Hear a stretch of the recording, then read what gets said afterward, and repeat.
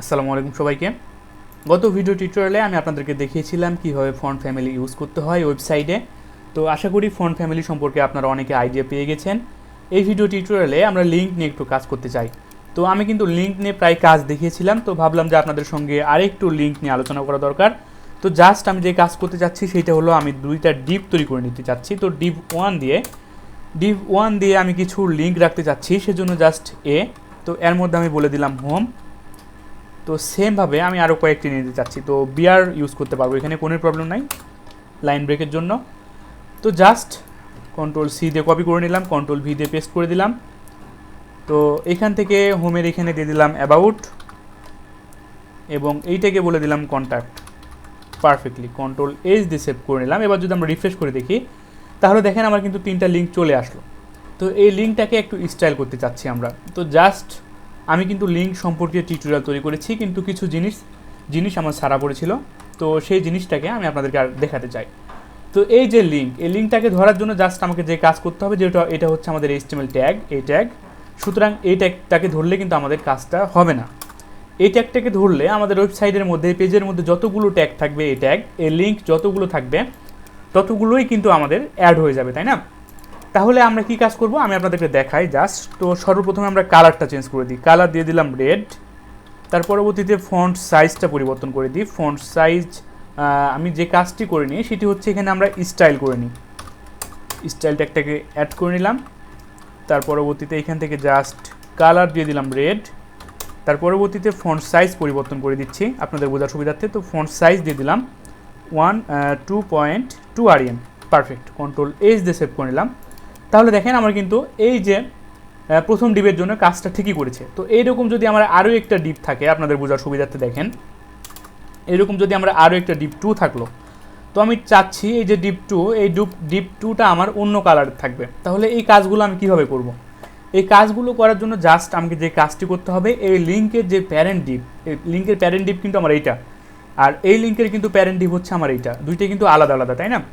তো এই যে দুইটা আলাদা আলাদা, এটাকে আমাকে এখন ধরতে হবে। তো জাস্ট যে কাজ করতে হবে, ডিপ ওয়ান মানে হচ্ছে আমি ডিপ ওয়ান ক্লাসটাকে ধরলাম, এই ডিপটাকে ধরলাম, এই ডিপের মধ্যে রয়েছে আমার অ্যাঙ্কার ট্যাগ, সুতরাং অ্যাঙ্কার ট্যাগটাকেও আমি ধরলাম।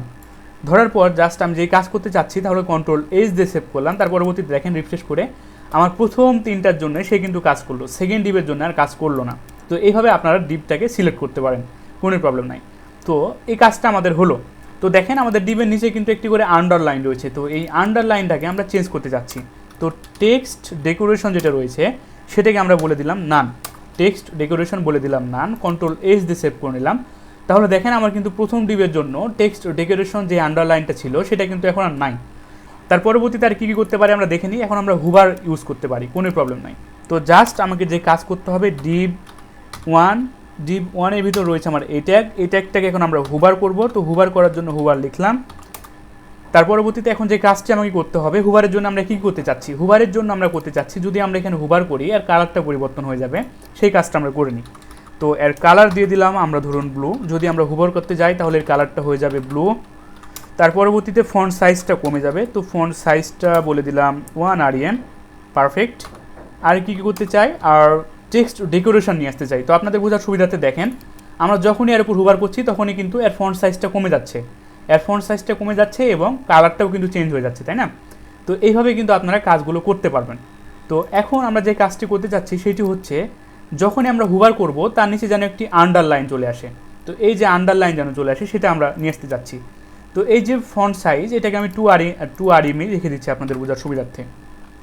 তো জাস্ট টেক্সট ডেকোরেশন যখনই আমরা হুভার করব তখন যেন আমাদের টেক্সট ডেকোরেশনটা আমাদের আন্ডারলাইন হয়ে যায়। কন্ট্রোল এইচ দিয়ে সেভ করে নিলাম। আমরা যদি রিফ্রেশ করে দেখি তাহলে দেখেন আমরা যখনই হুভার করছি কালার হচ্ছে, তার সঙ্গে সঙ্গে আন্ডারলাইন হচ্ছে। তো এই কাজগুলো আমাদের কিন্তু হয়ে গেছে, তাই না? তার পরবর্তীতে আমরা সেকেন্ড ডিপটাকে নিয়ে কাজ করতে যাচ্ছি। তো সেকেন্ড ডিপটাকে ধরার জন্য জাস্ট আমাকে যে কাজটি করতে হবে, ডিপ টু এর মধ্যে রয়েছে আমাদের এই ট্যাগ থেকে এখন আমরা কী করব, কালার। তো কালার বলে দিলাম আমরা হচ্ছে ধরুন কালার কি বলে দিই, কালার বলে দিলাম আমরা অরেঞ্জ কালার হয়ে যাবে। তো তার পরবর্তীতে টেক্সট ডেকোরেশন নান করে দিই, টেক্সট ডেকোরেশন নান।